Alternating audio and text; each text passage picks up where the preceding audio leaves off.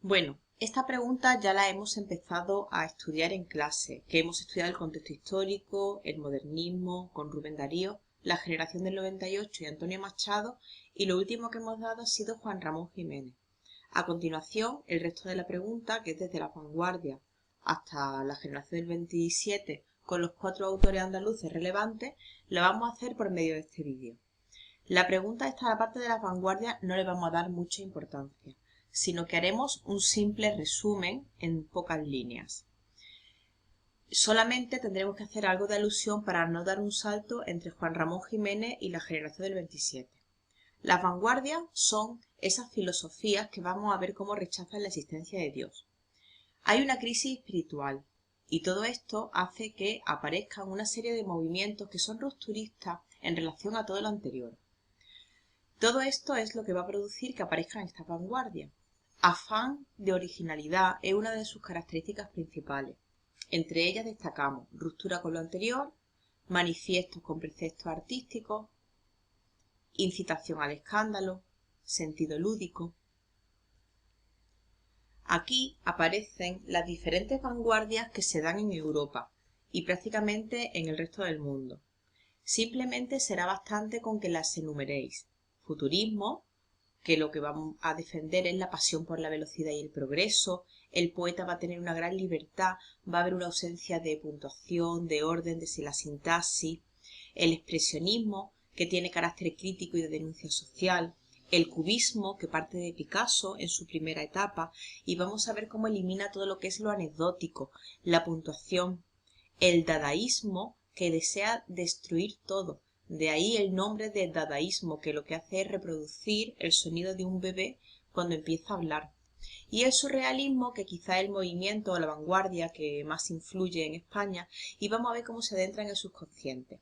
Entre ellos, utilizan el versículo y enumeraciones caóticas. ¿Y qué es el versículo? Bueno, pues la palabra versículo simplemente ya al mencionarla nos recuerda a la Biblia. ¿Y qué es un versículo? Bueno, pues es ese verso que tiene tal extensión que no podemos considerarlo verso, puesto que está ya más cercano casi a la prosa que al concepto que tenemos de lírica.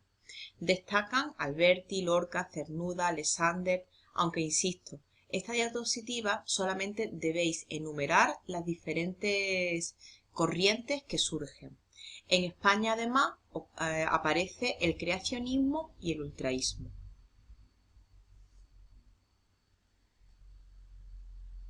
La generación del 27.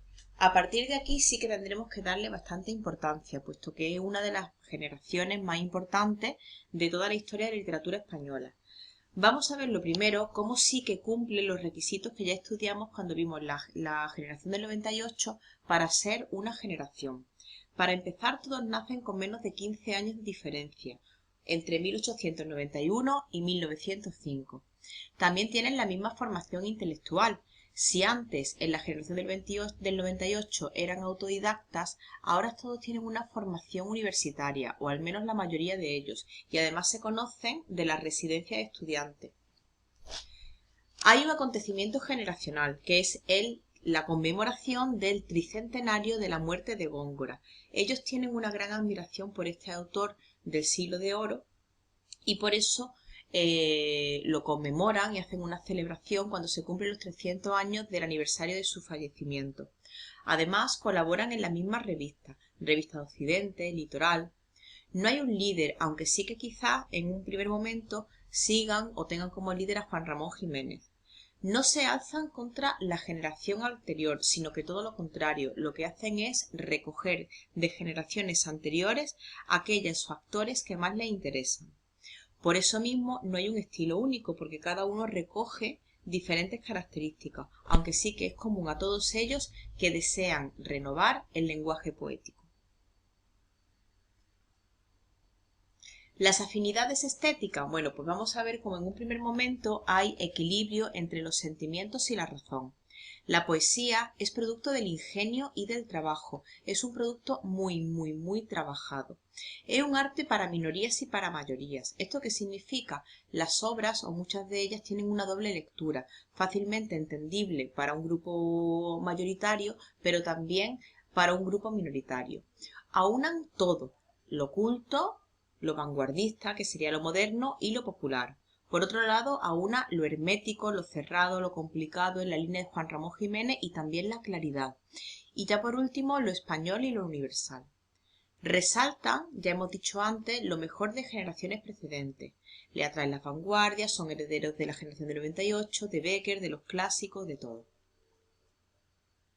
Las diferentes etapas. Hay 3 etapas, aunque realmente solamente son 2. Una primera que es hasta 1927, donde tienen una mayor influencia de Bécquer, del modernismo, de las vanguardias, y también tienen influencia de Valéry y Juan Ramón Jiménez, y por eso se orientan a esa deshumanización en la misma línea casi que Juan Ramón Jiménez y la generación del 14, y hacen que vayan hacia la poesía pura. Hay una sed de perfección formal que lo lleva al clasicismo. Recordemos que adoraban a Góngora. Hasta 1936 es una etapa de rehumanización. Estamos en los años previos a la guerra civil y eso es algo que está en el ambiente. Hay obras surrealistas y también aparecen nuevos temas humanos. Evidentemente, puesto que estamos en estos años previos a la guerra civil, es normal que aparezca ese interés en la política. Y ya desde 1939 vamos a ver cómo después de la guerra civil unos se auxilian y vamos a ver que hablan de patria perdida como Cernuda, Alexander, Salinas, y otros se quedan aquí con una poesía angustiada y existencial, y además van a ser los nuevos líderes de generaciones posteriores. Alberti era del puerto de Santa María, de Cádiz. Pronto se tiene que trasladar a Madrid y allí va a sentir la nostalgia por su Andalucía natal. Tiene diferentes tonos, humorístico, juguetón, sentimental. Ya comentaremos un poquito más de su vida en clase. El estilo tiene muchísima influencia, además fue un autor autodidacta. En los temas hay una búsqueda de la arboleda perdida, que es un símbolo que también comentaremos en uno de los textos, y la nostalgia de su tierra, Cádiz, el mar, de España, evidentemente de España cuando se encuentra en el exilio.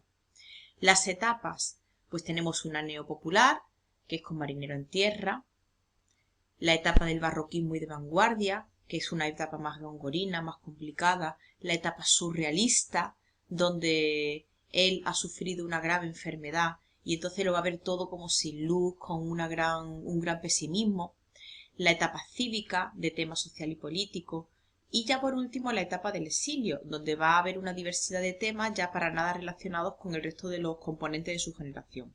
En el estilo folclórico, popular, con un lenguaje vanguardista, complejo y muy rupturista. Lorca, pues vamos a ver, también es un autor andaluz, nace en Granada, y vamos a ver cómo en poesía aúna diferentes elementos, inspiración, cultura literaria, y tiene una gran técnica, sus textos están muy trabajados. Une la pasión y la perfección, lo humano y lo puro, lo popular y lo culto. Es casi el perfecto modelo o ejemplo de la generación del 27. Le atrae toda la poesía anterior. El cante es hondo, es un gran amante del flamenco, el cancionero, Bécquer, Góngora, Juan Ramón Jiménez. En su obra vamos a encontrar esa inspiración folclórica, que por un lado vamos a ver esos recuerdos de juegos de la infancia, amores imposibles, la melancolía de la niñez, Andalucía, y siempre, y parece que él estaba como viendo su propio futuro, siempre le importaba el destino trágico del hombre. Entre su obra destacamos pues canciones donde depura y esencializa la lírica popular sentida en su infancia. A continuación encontramos el poema de Cantejondo con los cantes para expresar ese dolor ante la vida. El romancero gitano es un gran amante de las clases sociales marginadas y por eso utiliza con frecuencia a los gitanos y a los negros. Poeta en Nueva York, que la escribió, y bueno, fue a Nueva York de viaje después de un problema que tuvo con una relación amorosa. Es una obra surrealista donde grita por un mundo deshumanizado que es el que se encuentra allí en Nueva York. Sonetos del amor oscuro en relación al amor prohibido, recordemos que era un autor homosexual.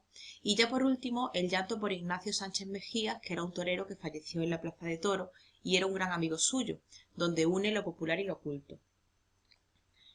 No debemos olvidar que García Lorca también es un autor de teatro. Esta diapositiva no hay que estudiarla ahora en este tema, lo que pasa que la he querido poner aquí para que no lo olvidéis, al menos hacer una breve alusión que no solamente escribe lírica, sino también teatro. Ya la estudiaremos cuando veamos en el segundo trimestre pues las obras dramáticas. Pasamos a Luis Cernuda, donde es uno de los autores también que mezcla la soledad, es autor hipersensible, la realidad, el deseo. Es un autor bastante complicado. Tiene muchísima influencia, como todos los autores de esta generación, tanto de los clásicos, de los románticos, de la vanguardia. Sus temas van a ser la soledad, el deseo de un mundo habitable y el amor prohibido, puesto que también era homosexual. Desde 1936 recopila su obra en La realidad y el deseo, así que habrá que tener un especial cuidado si vemos un texto de este autor firmado con esta obra, puesto que realmente no nos ubica en su trayectoria, sino que es realmente el nombre que engloba toda su producción en general. En una primera etapa, en los inicios, de una poesía pura, clásica, como Garcilaso, ya hemos dicho que eran bastante en la línea seguidores de Góngora y de todos los autores del Siglo de Oro. Después tiene una etapa surrealista y ya por último la obra de la plenitud, donde vamos a ver que en alguna de las obras habla de la belleza, del cuerpo masculino, el destino, del artista y la soledad. Tras la guerra se depura estilísticamente y va a hablar de esa patria perdida a la que él va a añorar y en algunas ocasiones va a rechazar. Hay una gran amargura. También escribe prosa y fue un crítico literario.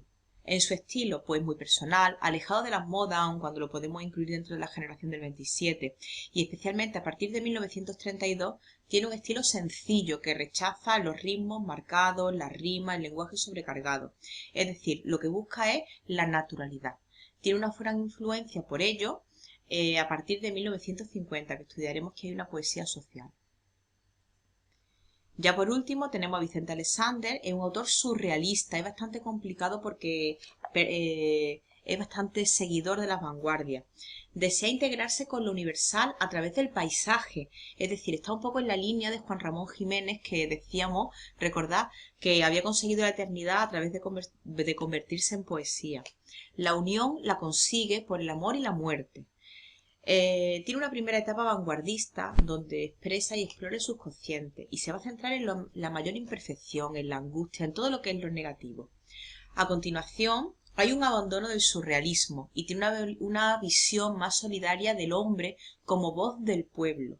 Ya empieza a estar en esa línea de representar al hombre que decíamos que va a influir después a partir de 1950. Y ya por último, más metafísico, donde añora la juventud y se va a preocupar de forma existencial. En su estilo, pues si ya hemos dicho que es un gran seguidor de la vanguardia, que es un autor surrealista, pues es difícil, puesto que va a utilizar una gran cantidad de metáforas, símbolos, imágenes visionarias, el versículo, repeticiones, y una cosa muy importante es que utiliza la conjunción o con valor explicativo en lugar de disyuntivo.